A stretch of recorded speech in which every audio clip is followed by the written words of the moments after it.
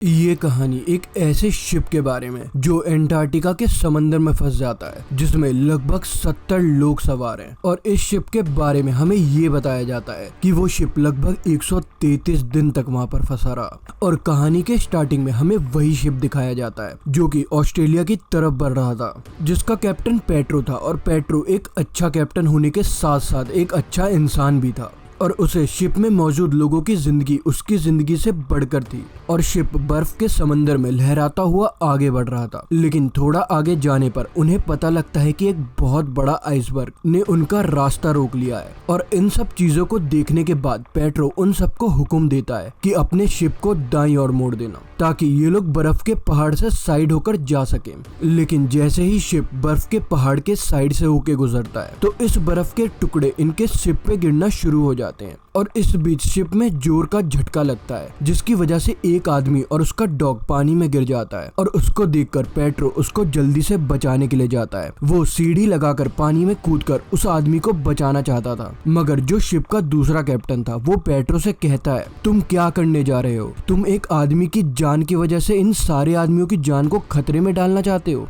क्योंकि हमारे ऊपर से खतरा अभी टला नहीं है, हमें जल्दी से जल्दी आगे बढ़ते रहना होगा। और इन दोनों के बीच में बहस चल ही रही थी कि तभी एक आदमी अपने साथी को बचाने के लिए पानी में कूद जाता है, मगर वो देखता है कि पानी के ठंडे होने और बहुत ज्यादा ठंड की वजह से उसका साथी पानी में ही डूब के मर गया था। लेकिन उसका डॉग अभी जिंदा था और वो उसको बचाकर वापस शिप में ले आता है, मगर पानी इतना ज्यादा ठंडा था कि वो आदमी ठंड की वजह से कुछ भी बोल नहीं पा रहा था। और ऐसा लग रहा था जैसे कि ठंड की वजह से उसकी आवाज चली गई हो। मगर अब बर्फ का पहाड़ उनके लिए एक बहुत बड़ा चैलेंज था, और आगे बढ़ते हुए शिप का रेडार सिस्टम भी खराब हो जाता है, जो अब उनके लिए बहुत बड़ी मुसीबत थी। क्योंकि रेडार उनको बताता था कि बर्फ पानी में कहां कहां पर जमी हुई है, मगर अब उसके खराब होने की वजह से अब ये लोग वो भी पता नहीं कर सकते थे। और ये लोग शिप को उस तूफान से बाहर निकाल तो लाते हैं, मगर अभी भी उनकी शिप पर उस पहाड़ का एक बहुत बड़ा टुकड़ा उनकी तरफ बढ़ रहा था। यहाँ पर जो दूसरा कैप्टन था वो पेट्रो को हर चीज का जिम्मेदार बताता है, जैसे कि उस आदमी की मौत, पहाड़ का इनकी शिप पर गिरना और रेडार सिस्टम का खराब होना।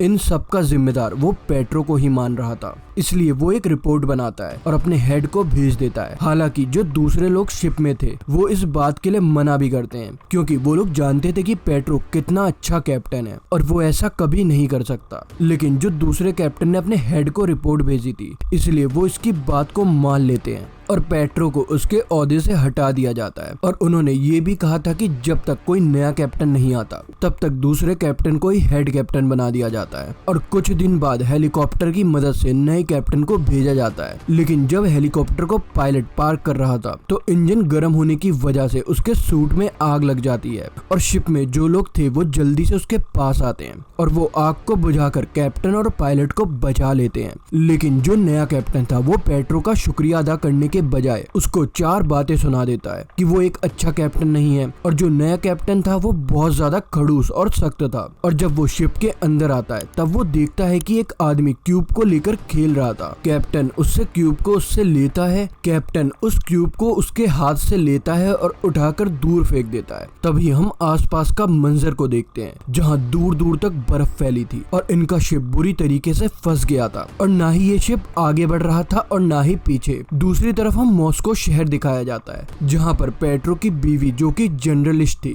वो वहाँ के मिनिस्टर से बात करती है और पेट्रो यानी अपने हस्बैंड की मदद के लिए दबाव डाल रही थी। और उधर शिप में सभी लोग मीटिंग कर रहे थे कि इस तूफान से कैसे बचा जाएगा। तभी इनका एक साथी कहता है कि क्यों ना हम शिप में से पेट्रोल निकाल कर एक बहुत बड़ा धमाका करें, जिससे शायद आगे जाने का रास्ता खुल जाए। और ये मीटिंग पेट्रो करवा रहा था। तभी यहाँ पर नया कैप्टन आता है और वो इस मीटिंग को बंद करवा देता है। और उसकी बातों से हमें यहाँ ऐसा लग रहा था कि वो पेट्रो को बिल्कुल भी पसंद नहीं करता था, और वो उस आदमी के प्लान को भी मना कर देता है जो धमाका करने के लिए था। मगर इस बारे में पेट्रो को कुछ ठीक नहीं लग रहा था। नया कैप्टन यहाँ पर सबसे कहता है कि जिस फ्यूल को तुम यूज करने और धमाका करने को कह रहे हो सकता है आने वाले दिनों में हमें उस फ्यूल की जरूरत हो। इसलिए कैप्टन अब हर तरफ इमरजेंसी की खबर फैला देता है कि इनका शिप बर्फ के बीच में फंस गया है, इसलिए इन लोगों को अब शिप की लाइट को बंद बंद करना पड़ता है, क्योंकि ये लोग नहीं जानते थे कि इनका शिप कब यहाँ से निकलेगा, इसलिए इनको हर चीज को बचा कर रखना होगा। इसलिए पेट्रो यहाँ पर कुछ सोचता है, क्योंकि वो ऐसे ही खामोश नहीं रह सकता था। वो सोचता है कि आखिर कब तक हम लोग यहाँ पर ऐसे ही फंसे रहेंगे और मदद का इंतजार करेंगे। इसलिए वो फ्लेयर गन लेकर बर्फ के पहाड़ के बारे में जानने के लिए शिप से उतर जाता है। तभी उसे हेलीकॉप्टर का पायलट देख लेता है, जो कि कैप्टन को यहाँ पर लेकर आया था।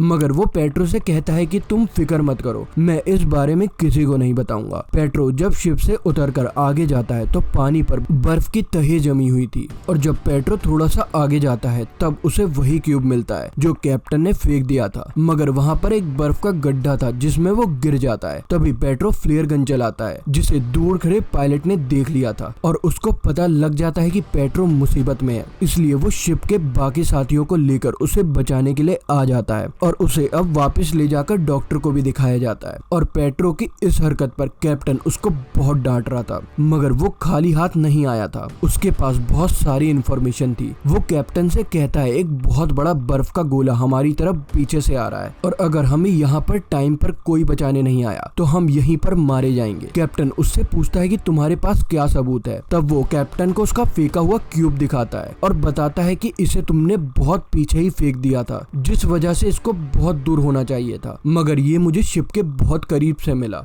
जिसका मतलब है कि ये बर्फ की गोले की वजह से यहाँ पर आया है। और जब कैप्टन उसकी ये बात सुनता है तो उसे भी उसकी बातों पर यकीन आने लगा था, और उसके बाद वो उसको कुछ नहीं कहता और चुपचाप वहाँ से चला जाता है। और दूसरी तरफ शिप पर कुछ लोग अपनी परेशानी को दूर करने के लिए शिप पर गिटार बजा रहे थे, और तभी वहाँ पर कैप्टन आ जाता है। वो उनसे उनका गिटार को छीन लेता है और बाहर ले जाकर तोड़ देता है, और उसके साथ ही उन्हें शिप के बाहर वाले हिस्से से बर्फ हटाने को कहता है। पेट्रो, जो कि कैप्टन रह चुका था, वो अपने नए कैप्टन से कहता है कि तुम्हें सबके साथ शक्ति दिखाने की जरूरत नहीं है, और मैं जानता हूँ कि डिफेंस मिनिस्टर को हमारी कोई परवाह नहीं है और हमें कोई भी बचाने नहीं आने वाला, क्योंकि चारों तरफ से मौसम बहुत खराब है और ठंडी हवाएं चल रही हैं। इसलिए हमें एक साथ होना चाहिए ताकि हम लोग मिलकर इस मुसीबत का सामना कर सके। और फिर हम देखते हैं कि इनका शिप रोज बर रोज बर्फ से ढक रहा था और बर्फ इनकी शिप पर 2-3 इंच बढ़ चुकी थी, जिसको देखकर पेट्रो कैप्टन से कहता है कि हमें ऑस्ट्रेलिया से मदद मांगनी चाहिए। मगर उसकी ये बात सुनकर भी कैप्टन मना कर देता है और अब बर्फ शिप के अंदर आना शुरू हो गई थी।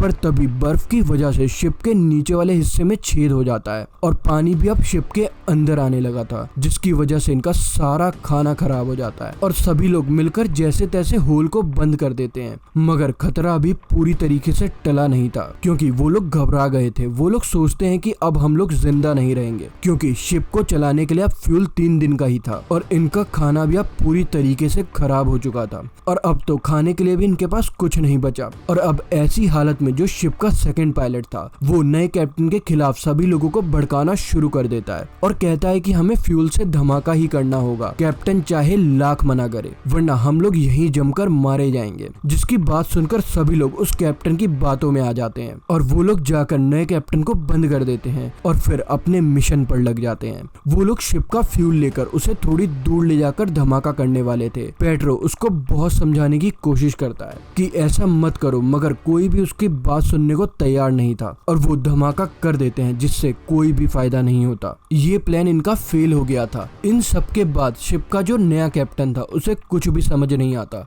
कि वो अब क्या करे, इसलिए वो अपना यूनिफॉर्म पहनकर शिप से छलांग लगाकर मरने की कोशिश कर रहा था। पर इससे पहले कि वो अपनी जान को नुकसान पहुंचाता, पेट्रो उसे देख लेता है और ये कहता है कि तुम्हें ऐसा करने की जरूरत नहीं है, हम मिलकर मुसीबत का सामना करेंगे। और शिप के सारे लोगों को अपनी इस हरकत पर बहुत ज्यादा शर्मिंदगी महसूस होती है, क्योंकि उन्होंने शिप के सारे फ्यूल को जाया कर दिया था। और वो सब मिलकर अब नए कैप्टन के ऑफिस में जाते हैं और उससे माफी मांगते हैं और कैप्टन सबको माफ भी कर देता है। उधर दूसरी तरफ हम पेट्रो की बीवी को देखते हैं, जो दूसरी शिप पर सवार होकर इन सबकी जान बचाने को निकल गई थी। शिप पर दिखाया जाता है कि एक आदमी आकर सबको ये बता रहा था कि एक बहुत बड़ा तूफान हमारी तरफ आ रहा है, और जब वो देखते हैं तो बर्फ में भी दरार पड़ चुकी थी, जिसे देखकर सभी डर जाते हैं और इन्हें अपनी मौत साफ दिखाई दे रही थी। पेट्रो सबसे कहता है जो बर्फ की दरार है, हम अपनी शिप को इसके ऊपर ले जाएंगे। लेकिन बाकी सब कहते हैं कि इसमें बहुत ज्यादा खतरा है, जिस पर पेट्रो कहता है कि नहीं, हम ये कर सकते हैं। और अब नया कैप्टन भी पेट्रो का साथ देने को तैयार था, क्योंकि वो उसकी काबिलियत को पहले ही जान चुका था। पेट्रो कहता है कि मैं हेलीकॉप्टर में जाकर तुम्हें आगे का रास्ता बताऊंगा, क्योंकि इनका रेडार तो पहले ही खराब हो चुका था। और पेट्रो कैप्टन से कहता है कि तुम शिप को पीछे से लेकर आओगे, मगर नया कैप्टन उससे ये कहता है कि मैं हेलीकॉप्टर के जरिए तुम्हें रास्ता बताऊंगा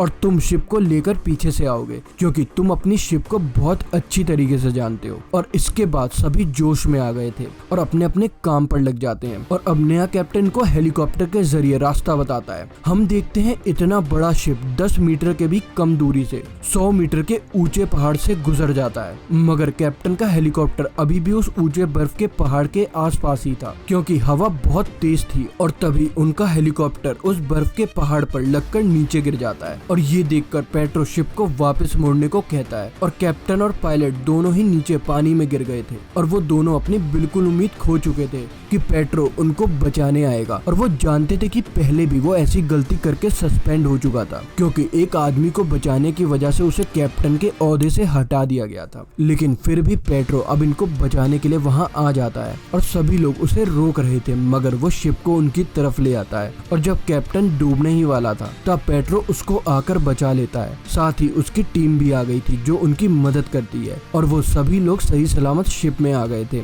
और वो बहुत खुश था कि आखिरकार वो इतनी बड़ी मुसीबत से बच गए। और अब आगे जाकर उन्हें पेट्रो की बीवी का शिप भी मिल जाता है, जिससे वो अपनी शिप में फ्यूल भरते हैं और खुशी खुशी आगे बढ़ने लगते हैं। और अब इन सब ने एक बहुत बड़ी मुसीबत को आसानी से पार कर लिया था और सब बच गए थे। और इनकी तस्वीर अखबार में छपती है, जो कि पेट्रो की बीवी ने ही छपवाया था, क्योंकि उन लोगों ने 133 दिन इसी शिप में बिताए थे। जिससे हमें ये सीख मिलती है कि इंसान कितनी भी बड़ी मुसीबत में क्यों ना हो, अगर वो कोशिश करता जाए तो जरूर कामयाब होता है। और इसी सीख को दिखाते हुए ये कहानी यहाँ पर खत्म हो जाती है।